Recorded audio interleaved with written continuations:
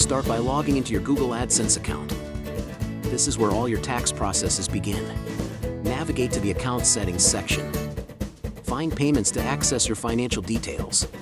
Select Manage Tax Info from the drop-down menu. This is crucial for your tax submissions. Click Start to begin the tax info submission process. You're one step closer. Choose your country and tax classification carefully. Ensure all details are correct. Review your entries before submission. Double-check to avoid delays in payments. Submit your tax information securely.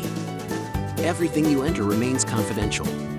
Once submitted, keep an eye on your email for confirmation. It will contain essential details. If additional info is needed, follow the instructions provided in the email promptly. Finally, congratulations! You've successfully submitted your tax info on Google AdSense. Stay informed about tax obligations in your country. Knowledge is key. For more tips and guides, like and subscribe to stay updated on all things YouTube.